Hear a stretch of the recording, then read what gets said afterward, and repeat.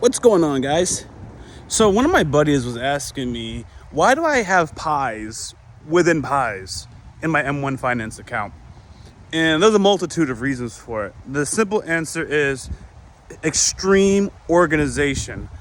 And I'm one of these kinds of people that when I eat food, I don't like when things touch. Bothers me. Everything has to be separated but equal. Bad joke.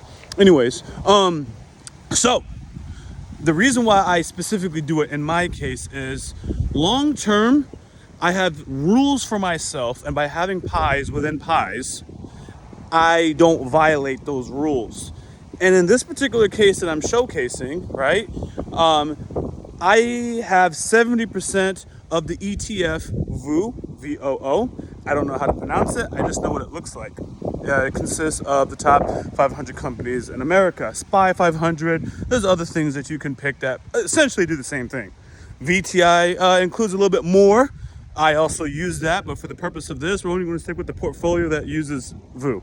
Anyways, so I'm allowed to dollar cost average into that pie, and 70% of it will have that ETF. 20% of it is my favorite companies. It's any company I want to choose. I don't have to think about it. Well, I do. Yes, I do. But, Microsoft, Apple, Facebook, those are companies that I tend to like, okay? Because it's risky. Let me not talk about that. Let me just focus on the pie, and I'll get back to that later.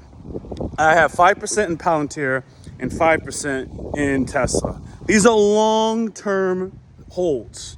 And the reason why I have these pies, right, is, for example, in the Palantir one, where it's at 5%, I'm done with that company should it ever hit $25 a share, personally.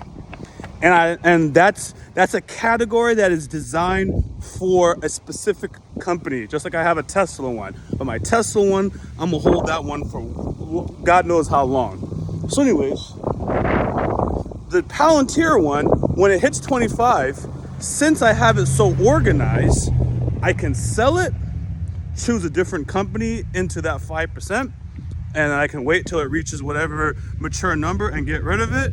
But it never crosses over into other people's categories or other categories I have set. 70% VOO, 20% my favorite companies, 5% one good company, 5% another good company.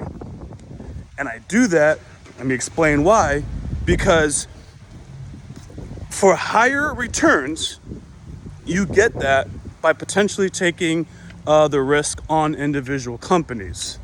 The con is, when you're dealing with individual companies, you are prone to make a mistake and or lose money if you don't know what you're doing. So to hedge against my mistakes, I have 70% going in VOO, because for the most part, I think I'll do okay doing that. Some people might have 100% in the ETF or 80, whatever you want to do. It's all up to you, what you consider best.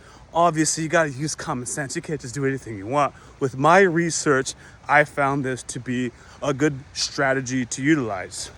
That being said, I have various different pies for various different investment thoughts, and some of these are going to work out better than others. It's just that simple, and that matches what I call my risk tolerance.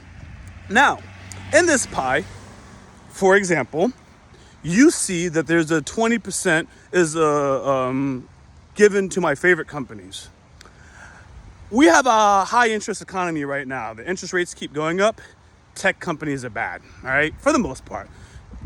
Wait 1 second. Jay, stay over here. Come close. Walking my kid. Anyways, I could at any given time, in my 20% favorite companies category, decide to make another pie inside of it, and I can decide I'm going to have 50% of my favorite companies always being in the banking sector. The banks are down right now. They're not doing very well. So if they survive this, man, I could double a lot of positions in the banking sector. So I can just make sure I do that. 50% in my 20%. I know that gets confusing. is always to banking, and I just make sure it doesn't bleed over to different things. That is why I would have a pie inside of a pie. And you can keep going further down the rabbit hole. It all depends on your thought process. But I think that gives you a very simplistic answer. You're like, oh, I see. And if you're new to investing, as you continue to read and as you continue to maneuver your pie, you'll start to see, okay, I see why I'd want to be more organized here. Because I'm going to give you an example. And this is very confusing to explain walking. Many people would have had, for example, you know how I showed you my 20% companies? A lot of people would have just had that overflow. They wouldn't have a 20% slice. They would just have the companies all over the place. And then you'll find that, you know, when something's underperforming or overperforming, you're trying to figure out where the gain came from, which part of your strategy had the high return or the low return, because you don't have your sections organized, it's actually very hard to tell. You just see one big gain on a whole macro level for your M1 Finance account, but the more pies within pies that you're establishing, hey, come over here. That one is very energetic. Stay over here.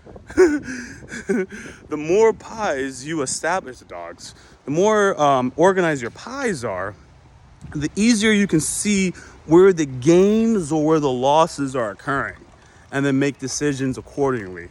You may not need to make a decision because if you're doing long-term investing, which the platform is for, you don't do that. But remember how I just described having a pie for banking? When you're that organized and you see the banking sector just took a hit, you can decide to add a little bit more to that particular pie, right? Especially if it's a pie in a pie. You can just go right to that particular pie within the pie, add a little bit more.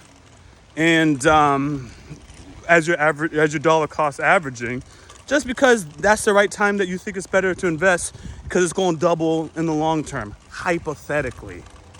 So that's the reason why you do it. It gets more complicated than that. But the long story short, the more organized you are, the easier it is to see where your gains are coming from, where your losses are coming from. And if you want to make a change, you could do so without affecting your overall positions and your overall investment strategy that you have laid out. Because, like I said, especially with dollar cost averaging, I don't go, here. I take, for example, it's $50. It just goes into this pies based on the percentages, gets distributed. I don't have to think about it any more than that. Very organized. When you use M1 Finance, you should have a clear understanding of what you're going to do, how much you're going to do, and generally speaking, which sectors you want it to go to, and the percentage that it's going to go there. That's how organized M1 Finance can be, and in my opinion, that's how you should be utilizing it. So, that is my video. If you guys have any questions, hit me up. I am not a personal finance advisor. I am just a guy like you trying to survive and going against the government.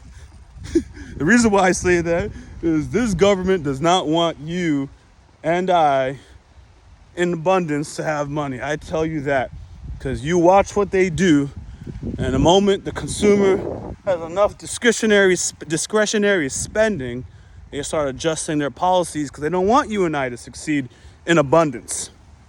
It literally drives inflation. Watch. So, when I've noticed that, when I heard that was the case, or when I learned that was the case, I tried to survive just like y'all. So that's where I am. So I will happily take the information from this community, and I will happily provide the information back, ensuring that it is as accurate as possible, and we learn together. Anyways, later guys.